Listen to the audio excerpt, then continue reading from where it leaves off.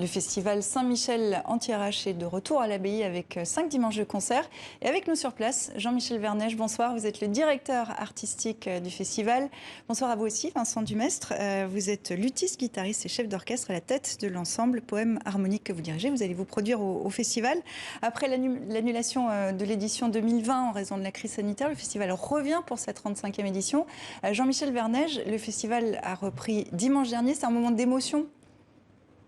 Oui, bien sûr, pour nous-mêmes, bien sûr, mais surtout pour, je dirais, les artistes qui retrouvent enfin la scène et pour le public nombreux qui a répondu à l'appel dès le premier dimanche. Nous avons retrouvé encore plus nombreux aujourd'hui parce que vous savez que les jauges ont évolué. Nous avons commencé à 35% la semaine dernière et ce week-end, nous étions déjà à 65% de notre capacité. Voilà, et ça, c'est une bonne nouvelle pour vous, Vincent Dumestre.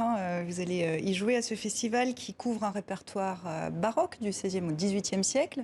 Vous dirigez, je le disais, l'ensemble Poème Harmonique. On va découvrir l'ensemble avec cet extrait de Nisi Dominus d'Antonio Vivaldi.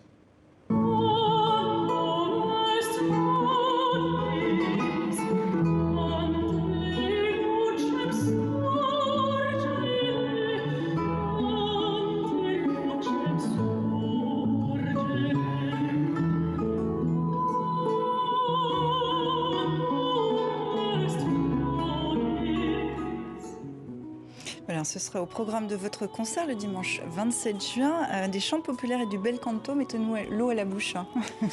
Oui, alors ce qui est étonnant, c'est chant populaire et musique baroque, parce qu'en général, on connaît la musique classique comme un répertoire bien comment dire, cadré. Et en fait, si on creuse un petit peu, si on cherche dans les partitions, si on fait des recherches, on se rend compte qu'en fait, le répertoire populaire était très présent à l'époque. Certes, aujourd'hui, il a complètement disparu, puisqu'en fait, on ne garde que les partitions. Donc ces objets qui sont rangés dans les bibliothèques et qu'on découvre.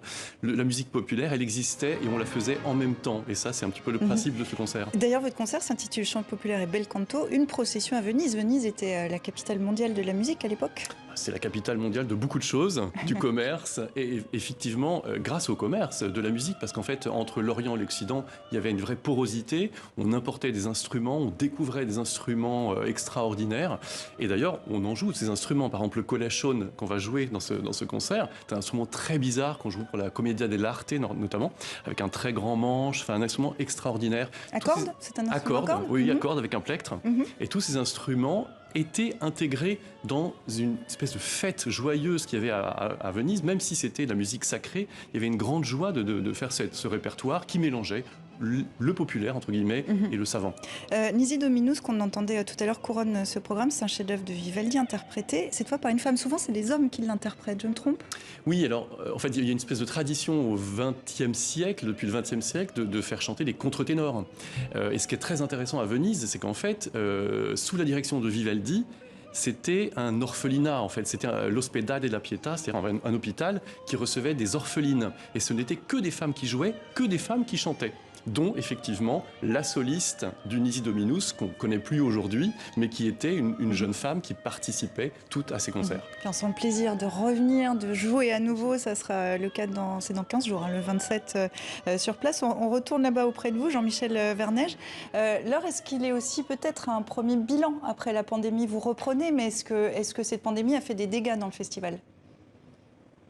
Écoutez, c'est, je dirais, trop tôt pour en juger. Le principal dégât, c'est d'avoir supprimé l'édition de 2020 qui avait été entièrement annulée. Nous l'avions compensé par quelques streamings et autres captations qui ont permis quand même de garder un certain lien avec le public. Mais cette année, nous reprenons l'activité évidemment régulière avec les jauges contraintes que j'expliquais il y a un instant. Mais pour le bilan définitif, il faudra attendre, je crois, véritablement l'issue de cette manifestation 2021, même si, comme je vous le disais, le public est là présent et on n'a pas observé, en tout cas, de comportement de grande prudence par rapport à un public qui hésiterait à revenir encore en salle. Et c'est donc de bon augure, le festival Saint-Michel Anti-RH, c'est dans le nord de la France pour encore 3 dimanches. Jean-Michel Verneige, merci d'avoir été avec nous sur place. Et Vincent Dumestre, merci à vous aussi et bon concert. Grand plaisir, merci.